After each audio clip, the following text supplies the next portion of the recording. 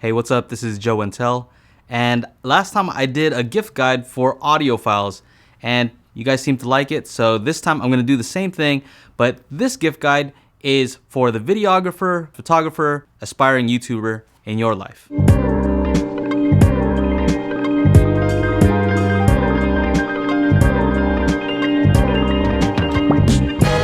Alright, so the first thing on this list is a phone gimbal. So there's a lot of different phone gimbals. The one I have is the Zhiyun Smooth Q, but there's a lot of different ones. I think DJI makes one, and they're pretty inexpensive. The one that I have right now, the Zhiyun Smooth Q, goes for $99, and it really helps to make footage look more cinematic. And I think it's awesome because if you're gonna film something, let's say a panning shot, you're probably gonna be using a wide lens anyway, and your phone typically has a wide lens. So there's not very much difference between using a professional camera like the one I'm using right now or your cell phone. So I've actually done this before. I've been paid to do certain jobs, and so for close-ups, I'll use my prosumer camera, and for some of the panning shots, I'll actually put my phone, the Pixel 2 XL, on the Smooth Q, pan around, cut them together, and nobody says a thing. Next up on the list are lenses for your phone. So Moment is one of the most popular lenses that you can get for the phone, and I've previously reviewed their wide angle lens, which I liked a lot, and their telephoto lens, which they have a new one of, and I'm hoping to get that soon. Their previous lens I didn't like as much because it was a little bit soft, but I found out that it's because that one was made specifically for the iPhone 5s. The sensor on that one is a little bit different than some of the cameras that are out today. They've updated their lens, so I'm hoping to get that, but from what I've seen, it's a lot better than the previous one. Well, to make use of these lenses, you're gonna need to get the case that goes along with it. And so Moment does a really good job of making lenses that actually fit directly onto their specific case. And that makes it real easy because they have nice looking cases. You just throw on lenses and you're good to go. If you're one of those people who doesn't like to rock a case and you don't want to have to put it on a case every time you want to use one of their lenses, this company Sirui actually makes a clip that fits both Sirui lenses and Moment lenses. So that's pretty cool. You can use one of those and it's pretty inexpensive. Next up on the list is something that's highly underrated, a monopod. And I'm not talking about a monopod that doesn't stand on its own. There are certain monopods, one that's made by Sirui, that actually stands on its own, and I think it does a great job. There are a few different types that I will link to in the description, so take a look and see which one you like the best. The reason I like a monopod is because it is relatively compact. If you're out somewhere, you don't want to throw together a tripod and have to pull out all the legs. A monopod just makes that way easier, and it kind of doubles as like a giant selfie stick, I guess. It's just easier to travel with. Of course, you're not going to want to put a huge camera and huge lens setup. It's not really made for that, unless you have somebody on the other end that's kind of holding it and making sure that it's not falling. The next product is something that made it to both lists, and that is the Deity D3. And this is a mic that can go on your camera, and it'll really improve the sound of your on-camera audio. Now, the cool thing about this mic is that you can also use it off camera. So I've reviewed the Deity D3 Pro, which adds a rechargeable battery and an ability to change the volume. It also has low cut filters. That one is a little bit more advanced, but it's also twice the price. So I think for under $100, the D3 is one of the best deals that you can get. The next one is a recommendation for those of you who are using APS-C size sensors. It is a lens from a company called Yongnuo. So Yongnuo, they're kind of famous for making very, very inexpensive products for photography and videography. So they have some flashes that are very popular, and I actually own some and they work really well.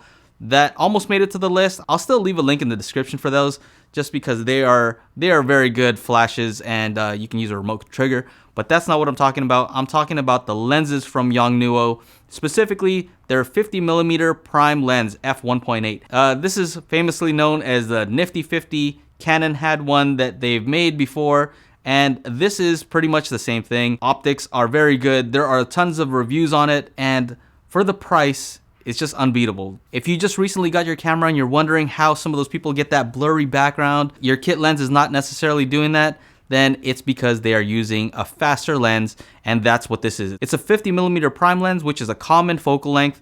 It kind of makes everything look good. It's good for portraits. It's wide enough so you can get some of the background. And yeah, it's a very common lens, and one of the most popular ones. That f1.8 aperture will make sure that you're able to get that smooth background. Next up on the list is another lens from Yongnuo, and it is the 35mm f2. Now, in my opinion, 50mm is a focal length that I like, but it's not really my favorite. For me, 35mm is more comfortable, and the reason is because you can see some of the background. So it's still close enough so you don't have to be right in front of somebody, so you can kind of keep your distance, but it also lets you know where they're at. The 50mm is a little bit tight, so you can kind of see the person, the background's out of focus, but sometimes you lose context and you don't know where they're at.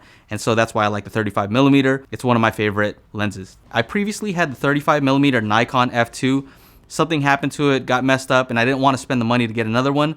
And so I got this Yongnuo, and I'm completely happy with it. It would be very hard to tell the difference between the two. Although Pixel Peepers would say, yes, the Nikon one is a little bit better, but it's also way more expensive, maybe about 3 times the price. Next up on the list is the Yongnuo YN100 LED. And so that's the light that I'm using right now.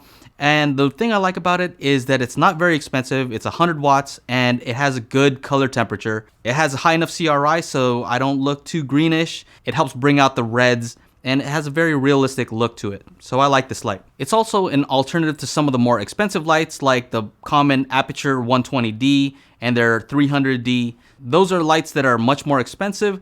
They're also a little bit better. They have a few more features, but for me, I would much rather have a couple of these than a single light. I've previously done an unboxing of this, so I'll leave a link to that in the description. Now, another tip that I have for people that are getting into video is they get these lights, they get these LED light panels, and the light is harsh coming from them. So you'll see harsh lines. And so what you actually need is you need to soften those up.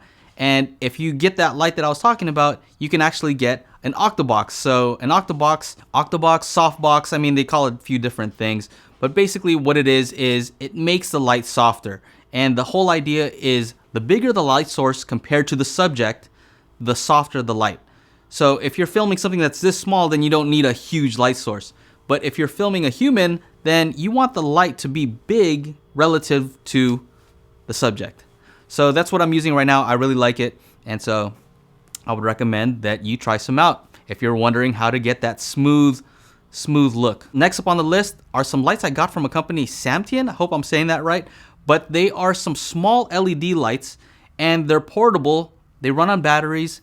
And the kit that they sent me is actually pretty cool. It came with 2 tripods, 2 of the lights, 2 batteries, and the charger. Now these lights get pretty bright and they also have a filter that you can put in front so you can get a daylight balance or something more like an incandescent light like the lights I have back here. I really like the light. I'm actually using one right now as the kicker, so I can get a little bit of an outline right here to kind of, you know, separate me from the background a little bit more. And so yeah, here it is. I'm using it. You can also use it as a hair light. You wanna, how's that look? Look cool? Yeah, so cool little lights. I like the fact that it comes with 2 of them. I think it's good to start with something like this. Now, if you can find something that'll fit on this to soften it up, then that would be even better. But so far, for what I'm using it for a kicker or for a hair light, I think they're great. And last on the list is the Zoom H1N recorder. I started off with a Zoom H1, and this is the newer version. It's built a little bit better, less plasticky, and it's easier to use as well. But the Zoom H1 was great because I was able to use it in multiple situations. You can plug mics into it. So if you were to get that Deity D3, you could actually get an extension cable, plug right into the Zoom H1N, and record externally on there if your camera doesn't have a mic input. So that's a way to do it. You can record externally on the Zoom H1N. I've also used it in situations where I had to do an interview with someone. I could take that H1N, it runs on batteries, and it has a built-in SD card, and I was able to just kind of use it as a mic. Hello. And it worked out in those situations where I needed to capture audio in a better way than using my on-camera mic, and I didn't want to bring out this whole rig that I have set up right now. So that's it. Those are some ideas for gifts for the holidays for the fellow videographer, photographer, aspiring YouTuber in your life. So I hope you liked that list. If you did, make sure to like, subscribe, ring the bell, and if you want to listen to my podcast, it's at www.patreon.com/JoeandTell. Link is right here. I guess I don't have to say www anymore, huh? Patreon.com/JoeandTell. Anyway, that's it for now. Take care. Bye-bye.